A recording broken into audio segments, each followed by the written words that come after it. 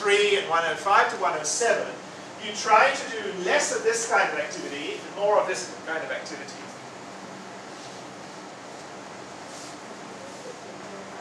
Now, finally, not quite finally, almost finally, some suggestions for teachers' notes.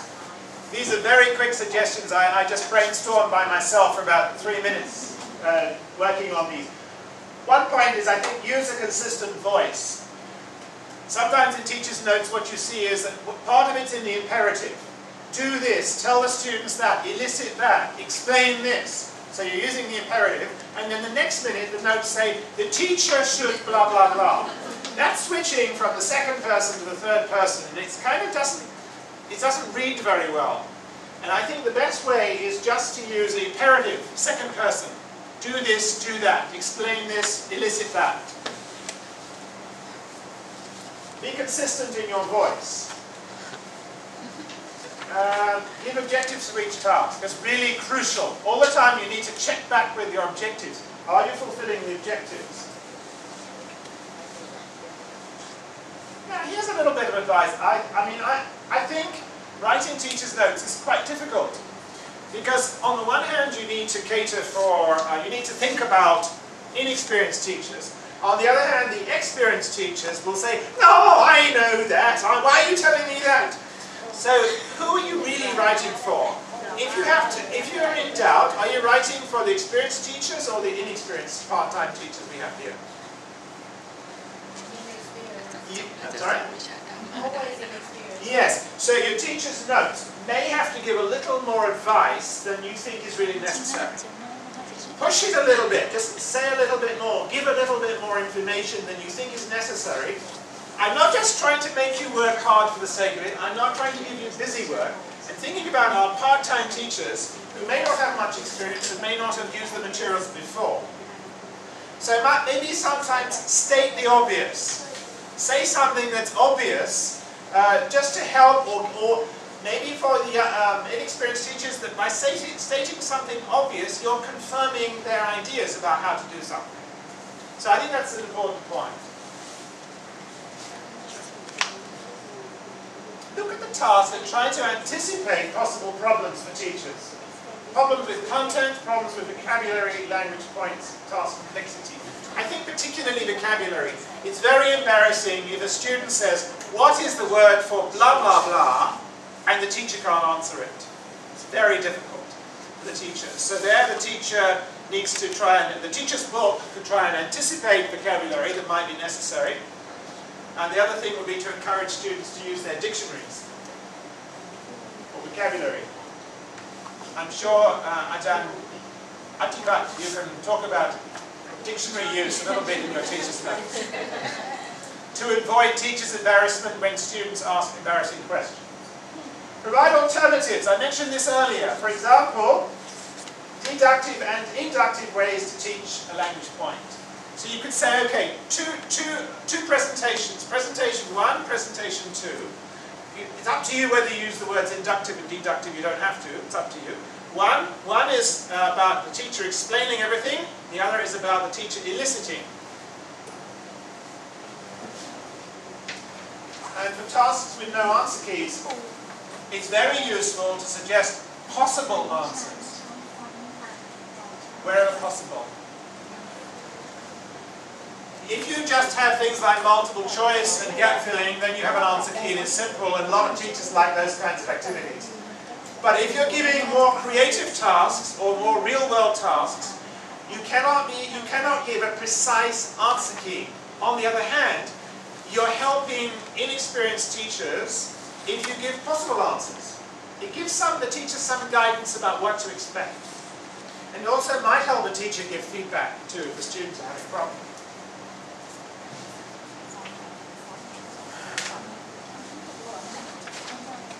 For speaking, I like these two strategies very much, communication strategies, what I call SSM and AFQ. Say something more and ask a follow-up question. Let me show you why. For SSM, students' conversations may contain only short terms very often, right? even for functions that often require long terms, like giving directions or describing travel experiences. So if you look at this little exchange here that comes from a textbook, I think it was Super Gold. Which parts of your country have you been to? And a student might just say, oh, Isan and Korat. Which other countries have you been to? Malaysia. So it's what we call monosyllabic answers, very short answers. By promoting the idea of SSM, say something more, you're getting the students to add a bit. Right, so which parts of the country have you been to? Isan and Korat. I love Isan because, something like that. It's pushing them to go the extra mile, pushing them to go the extra kilometre perhaps. Not just to give these short answers. Give me the extra metre. Which other countries have you been to? Malaysia. The food is great. It's very similar to Thai food.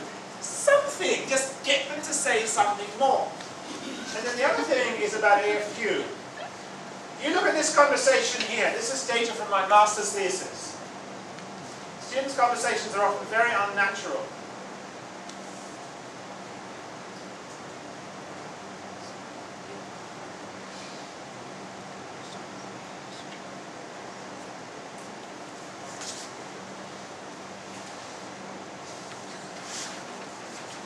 I was very proud of this when I did my MA. I was doing an MA topic on role play activities. But you can see what the cues were for student A. What were the cues? Ask about restaurants. Ask about shopping. Ask about the transport system. Those were the cues. And look how the students used it. What's happening there? Student A is doing his job in a technical way, right? Strictly technical. Just question 1, question 2, question 3. But there's no interaction. Student A never responded to anything student A said. He simply waited for student A to stop talking, and then he, what I call, did the next cue. Communication was one way, B to A. How might this conversation look if you applied the AFQ strategy?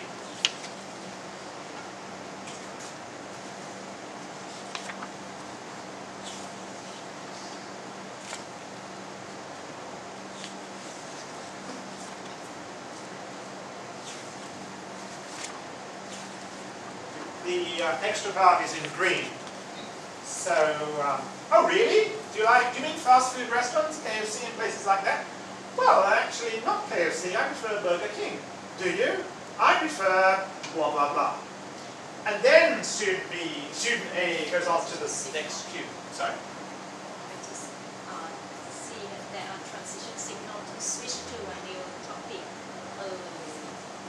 I added that as well. That's just I added, it's not what the student said. The green part is what I added to show how AFQ, ask a follow-up question, might lead to a more interactive and longer conversation with longer terms. Just two simple strategies there, SSM and AFQ. This is the last slide here. It suggests strategies that develop learners' independence. But I think this is important too, but also by time if the teacher can't answer a question. It's particularly true of vocabulary. So I strongly encourage you to give students some strategies like that. How can you advise the teacher in the teacher's book if a student asks a question and the teacher can't answer it? She doesn't know the word, she doesn't know the grammar point. What advice can you give?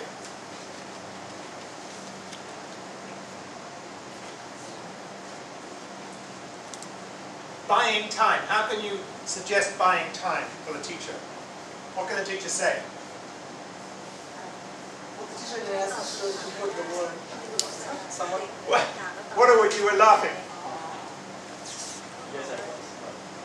Any techniques? No? Well, the student could be asked to put the word in a sentence, for which the teacher could try to extrapolate from the context what it means, assuming that the student knows how to use the word, and or you can just use a real-world example, or ask them for a synonym, something else that they might think. And through that little conversation, you're not only promoting more speaking, you're also making it more interesting, and eventually you'll arrive at the answer, or the student will forget what you have asked, what they asked to begin with, move on to the next topic. Right. You can also say, well, discuss that tomorrow. Meanwhile, you quickly write the word down on your lesson plan and you give the word the following day. Or I would say dictionary skills. I mean, dictionary skills are a way of making sure students can use a dictionary effectively is a way of making the student more independent. And you say to the student, you look it up in the dictionary and tell me. Something like that. Or ask other students. Or ask other students, yeah. So there you are, dictionary skills, internet search skills, I think are helpful.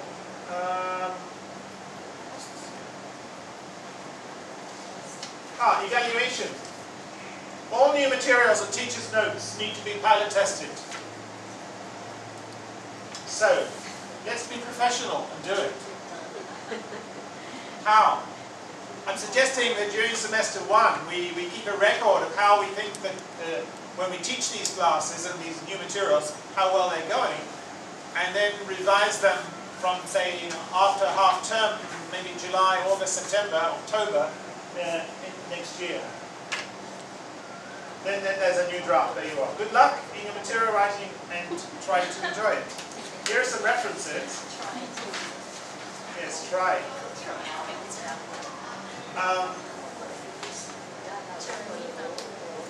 I'm available if anybody wants, not just now, but also in the coming month, if you, as a group, want me to come and help you. I've forgotten to give you some handouts, though. This was about material, about activities. Do you want to explain that very briefly? Sorry, I have 3 more handouts, by the way. This is one that Aj.Jonathan told about. Aj.Jonathan. The group leader, you will have this book already, Taxonomy of Bloom Taxonomy of Digital Thinking. This one is only the page that will be relevant to you. If you need more information, you can talk to your group leader.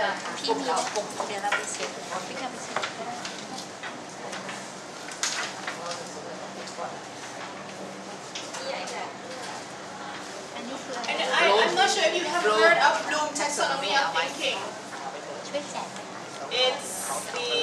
Suggests order of thinking from low level of thinking to high level of thinking.